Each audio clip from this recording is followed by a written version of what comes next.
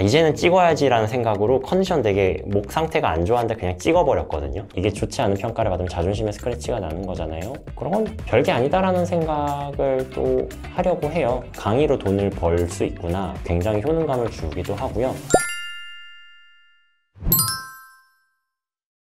네, 저는 20년 차 개발자이고요. 그 중에 10년은 개발자 직장 생활을 했었고, 그 다음에 나머지 10년은 사업을 하고 있는데, 스타트업을 시작을 했는데 그게 잘 안 됐어요. 그 다음에 이제 돈을 벌어야 되니까 프리랜서 개발자 생활을 시작을 했고요. 되게 운이 좋게 잘 돼가지고 1년에 2억을 넘게 번 거예요. 그 다음에는 개발자들을 채용을 하기 시작해서 에이전시로 확장을 했고, 잘 될 때는 연매출 20억 정도의 직원이 30명까지 그렇게 늘었었다가 에이전시를 종료한 이후에는 지금은 제가 인디 해커가 돼서 1인 개발자로 이제 다시 혼자가 됐고, 서비스, 사스를 이렇게 만들면서 개발 강의 그리고 프리랜서랑 에이전시 강의를 촬영하면서 하루하루를 보내고 있습니다. 쌍둥이 육아를 하고 있고요. 육아 안 할 때는 강의 찍고 사스 개발하면서 아내랑 강아지랑 산책도 하고, 요즘 하루에 일하는 시간이 이렇게 길진 않는 것 같아요. 한 대여섯 시간 정도 이렇게 일을 하고 있고, 대부분의 시간은 요즘은 강의 찍는 시간이 제일 많은 것 같아요.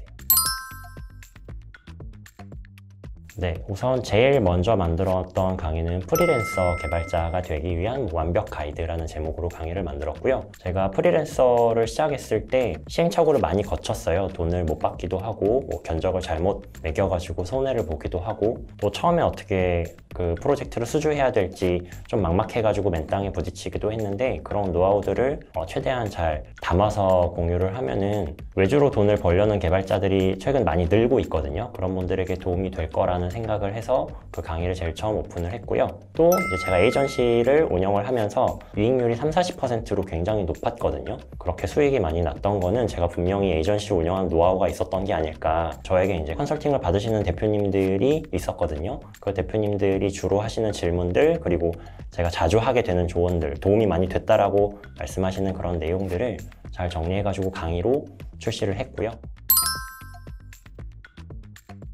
개발자들 대상으로 한 강의 플랫폼 첫 번째가 인프런이니까요. 여기다 당연히 올릴 생각을 했었고, 지금은 에이전시를 종료하니까 저에게 수익이 제로잖아요.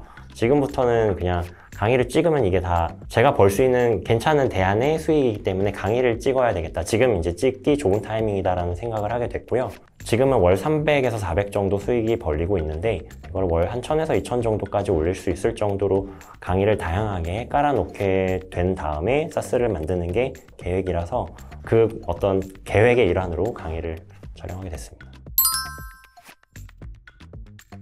네, 어쨌든 처음 프리랜서 강의는 되게 뚝딱 만들었어요. 제일 저한테 많이 쌓여있는 어떤 지식과 경험이기도 했고, 슬라이드 만드는 것도 하루 안 걸렸던 것 같고, 이제는 찍어야지 라는 생각으로 컨디션 되게 목 상태가 안 좋았는데 그냥 찍어버렸거든요. 그러니까 그렇게 해야 되는 것 같아요. 내가 어떤 컨디션이 지금 뭐 어때가지고 시작 안 하고 그러면 안 되고, 약간 마음 먹었을 때 뭐 상황이 어찌됐건 그냥 꾸역꾸역 찍어야지 저는 결과물이 나온다고 생각하는데, 그렇게 찍었었던 것 같아요.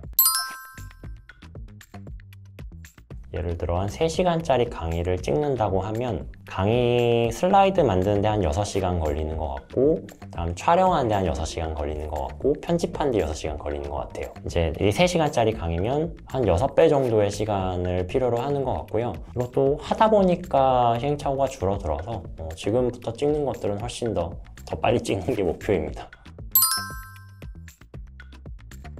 강의를 올릴 때 평가가 안 좋으면 어떡하지라는 두려움은 이제 모든 강의자들이 갖고 있을 것 같기는 한데, 이거 뭐 아무도 안 보면 어쩌지라는 걱정부터 이거를 본 사람이 아무도 도움이 안 된다고 하면 어떡하지? 뭐 그런 걱정도 좀 있었는데, 세상에 나의 어떤 결과물을 내놨는데 이게 좋지 않은 평가를 받으면 자존심에 스크래치가 나는 거잖아요. 그런 건 별게 아니다라는 생각을 또 하려고 해요. 그러니까 안 좋은 평가를 하시는 분들이 분명히 있고, 거기에 이제 또 다 나름의 이유들이 있어요. 그러면 이제 이러이러한 것들은 보완하도록 하겠다, 또는 뭐 요거는 제가 뭐 이러이러한 의도로 했다라는 것들을 이제 답변으로 상세하게 달아드리고, 그런 것들을 다음에는 내가 더 신경을 써야 되는 부분이구나 라는 걸 배우는 거거든요. 그게 피드백이 제가 외주할 때도 그랬지만 고객사에서 이런 클레임을 거는 것조차도 되게 좋은 정보라고 생각을 하면, 물론 그렇게 마음 먹기까지 시간은 걸려요. 처음에는 스크래치를 봤거든요. 근데 이제 곰곰이 생각해서 전두엽을 최대한 써가지고 내가 고민을 많이 하다 보면 이건 되게 좋은 피드백이다. 나한테 필요한 거고 이걸 내가 곰곰이 곱씹어서 받아들여야지 내가 성장하는 거다라고 생각을 하는 게 좋게 긍정적으로 생각을 하는 것들에 대해서 그렇게 됐던 것 같습니다. 그 챕터 편집하는 게 저는 되게 좀 편하다고 느꼈던 것 같아요. 제가 이제 그 챕터를 계속 바꾸고 이제 순서 바꾸거나 아니면 챕터 추가하거나 이거를 적당하게 이제 섹션으로 그룹핑하거나 하는 것들이 스무스하게 잘 된다라는 느낌을 받았어요. 통장 입금될 때, 좋은 리뷰가 달렸을 때 아무래도 메일로 리뷰가 달렸다라는 게 알림 메일이 오는데 바로 들어가서 보게 되더라고요. 주로 좋은 리뷰를 달아주시긴 하는데 이제 조금 5점이 아닌 리뷰를 이제 달아주시는 경우에 들어가서 이제 꼼꼼히 좀 읽어보거든요. 안 좋은 리뷰를 달아주신 분들은 반드시 그 이유를 적어두세요. 뭐가 아쉬웠는지. 그리고 최근에 이제 지난달, 이번 달이 가장 많이 저한테 강의 수익이 들어왔을 때여서 근데 지난달부터는 거의 직장인 월급 수준에 해당하는 강의료가 월 들어오고 있어가지고 쏠쏠하다 생각이 들면서 잘 만들었다 그런 생각을 하고 있습니다. 제가 월 소득 1000에서 2000 정도를 강의로 버는 게 목표예요. 그 다음에 이제 사스를 개발을 해서 거기서 수익이 나기까지 시간이 걸리는 동안 강의로 일단 주 수입원을 삼고 싶고 이제 강의 수익만으로 1, 2천 정도 확보를 하게 되면 그때는 조금 더 마음 놓고 제 자아 실현에 가까운 사스 개발 인디해커로서 그렇게 만드는 게 좀 목표이고요. 디지털 노마드로 가족들과 이제 말레이시아에 이주를 할 계획을 갖고 있는데 말레이시아는 이제 첫 번째 이주하는 국가인 것 같고 여기저기 좀 가고 싶다는 생각을 해요. 디지털 노마드가 좀 살기 편한 그런 국가들에 좀 돌아다니면서 이제 강의랑 사스로 인디해커로서 이렇게 계속 수익화를 하는 게 앞으로의 목표입니다.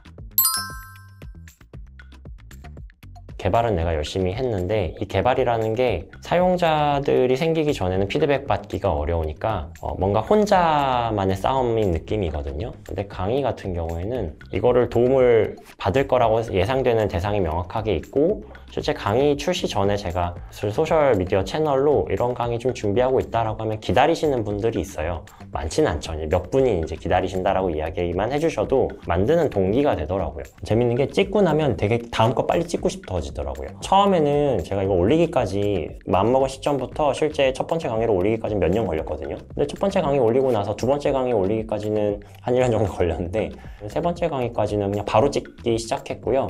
세 번째 강의 찍고 있을 때는 네 번째 강의에 대한 구상 막 미리 하게 되고 그래서 이거는 일단은 찍기 시작하면은 돈 들어오는 것도 되게 재밌는 경험이에요. 내가 강의로 돈을 벌 수 있구나 그런 느낌이 이제 드는 것도 굉장히 효능감을 주기도 하고요.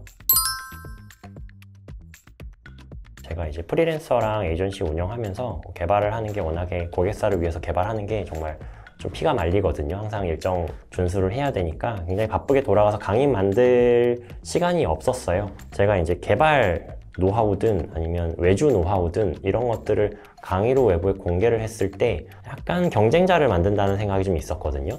그래서 그 경쟁자를 만든다는 생각에 주된 생각은 아니었어도 이게 조금 주저하게 만드는 요인은 있었던 것 같아요. 근데 이제 어떻게 좀 생각을 하게 됐냐면은 경쟁자를 내가 만들지 않아도 자동으로 경쟁자는 계속 생겨나고 있거든요. 나의 어떤 노하우를 이 사람이 그대로 흡수를 해가지고 내가 하고 있는 업을 같이 이제 따라서 한다라고 하면은 경쟁자가 되는 게 맞지만 어차피 경쟁자가 만들어진다고 하면 아군을 만드는 거죠.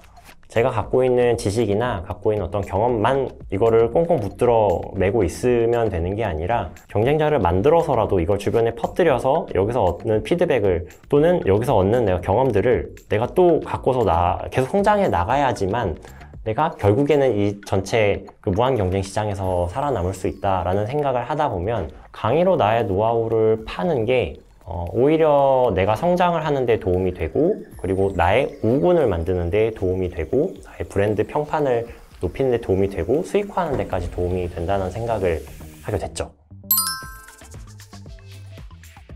내가 공유한 지식이 남들로부터 안 좋은 평가를 받거나 도움이 안 됐다라는 이야기를 들으면 어쩌지? 라는 마음과 내 강의가 남들에게 도움이 될까의 문제는 이거는 내가 판단하기 어려운 것 같아요. 처음부터 마스터피스를 만들려고 마음을 먹을 필요가 없고 어차피 못 만들거든요. 근데 제가 그냥 느낄 때 제가 처음 만든 강의보다 두 번째 강의, 세 번째 강의가 조금씩 나아지고 있고 그리고 강의를 출시를 할 때마다 어떻게 홍보를 할지도 처음에는 전혀 감도 안 왔다가 점점 이제 감이 조금씩 생기는 느낌이고요. 그래서 일단 시작을 해서 출시를 한번 한 다음부터는 그게 훨씬 더 명확해지는 것 같아요, 방향성이. 지레 지금 겁을 먹고 시작을 안 하는 거는 좀 시간을 많이 손해보는 게 아닐까, 그런 생각을 좀 하셔도 되지 않을까 생각합니다.